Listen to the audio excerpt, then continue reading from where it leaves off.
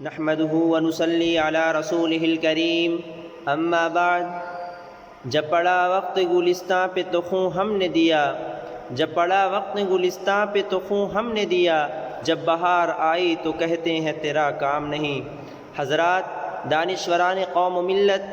آج میں اس عظیم الشان اجلاس میں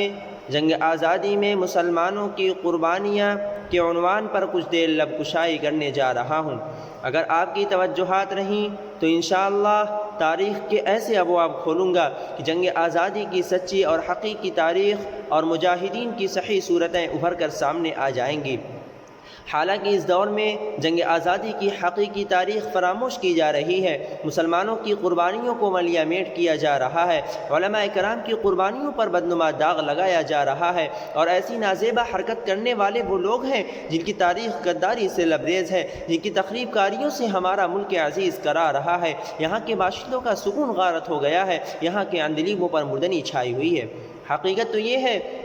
میرے ہی لہو پر گزر اوقات کرو ہو، میرے ہی لہو پر گزر اوقات کرو ہو، مجھ سے ہی امیروں کی طرح بات کرو ہو۔ ملت اسلامیہ کے غیور اور باحمیت فرزندوں، مسلمان ہی وہ قوم ہے جس نے اس ملک پر دست درازی کرنے والے ظالموں کو کبھی معاف نہیں کیا۔ جب بھی اس ملک کی عظمت کو تاراج کرنے والے اس ملک کی طرف متوجہ ہوئے تو سب سے پہلے جس قوم نے جان کی بازی لگا کر وطن کی حفاظت و صیانت کی ذمہ داری کو نبھایا ہے وہ قوم مسلم ہی ہے۔ چونکہ وقت کی تنگ دامانی ہے، ورنہ اس ملک میں مسلمانوں کی آمد کی روشن تاریخ سے شروع کر کے آج کے واقعات کو بیان کر کے میں بتاتا کہ یہ ہے ہماری وفاداری کی داستانیں جو تا قیامت روشن و تابندہ رہیں گی۔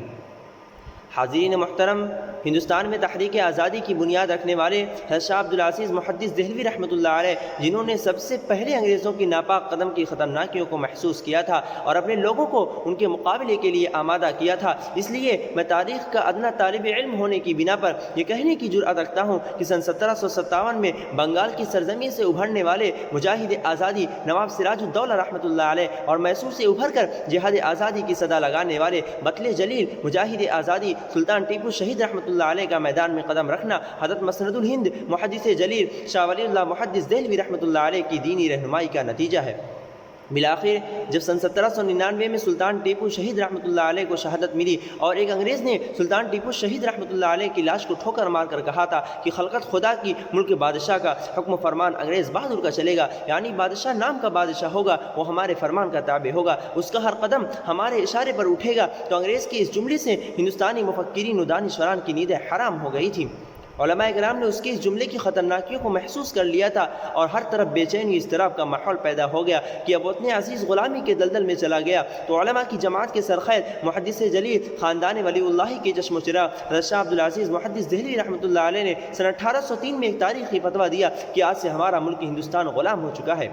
اس لیے یہاں جہاد کرنا فرض ہو گیا ہے۔ اب یہاں کے مسلمانوں کے لیے صرف دو آپشن ہے، یا تو جہاد یا تو اس ملک سے ہجرت۔ پس حضرت شاہ صاحب کا یہ فتویٰ آنا تھا کہ پورے ملک میں جنگ آزادی کی فضا دکھائی دینے لگی، لیکن سب سے زیادہ منظم انداز میں سن 1857 میں جنگ ہوئی۔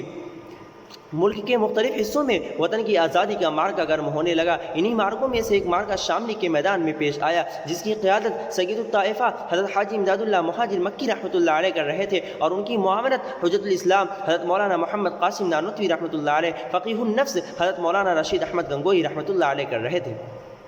اس جنگ میں حضرت حافظ دامن صاحب شہید ہوئے۔ حقیقت تو یہ ہے کہ سن 1857 کی جنگ آزادی میں علماء کرام کو جن مراحل سے گزرنا پڑا ان کے ذکر سے بھی کلیجہ منہ کو آتا ہے۔ تڑپ تڑپ کے گلے مل رہے تھے خنجر سے، تڑپ تڑپ کے گلے مل رہے تھے خنجر سے، بڑے غضب کا کلیجہ تھا مرنے والوں کا۔ حاصل یہ ہے کہ آزادی کے مجاہدین کا یہ قافلہ رواں دواں آزادی کی تلاش میں سرگردہ تھا، حتیٰ کہ سن 1857 کے خونی مارکے بھی اس قافلے کو نہ روک سکے، بلکہ مجاہدین اپنے مقاصد کے حصول میں سر بکف سر بلند بڑھتے رہے۔ بہت ساری تحریکیں ابھرتی رہیں، بطور خاص ریشمی رومال تحریک، چھوڑ دو ہندوستان تحریک اور دیگر تحریکیں وجود پذیر ہوئیں، لیکن چونکہ اس قافلہ کے سالار بڑے باحمیت، جرأت مند، عزم و استقلال کے کوہ گرا علماء کرام تھے، اس لیے یہ قافلہ لٹتے پٹتے کٹتے بھی اپنی صدا لگاتا رہا کہ زباں کاٹ دو یا میرا سر اڑا دو، زباں کاٹ دو یا میرا سر اڑا دو، نہ بدلیں گے ہرگز خیالات میرے۔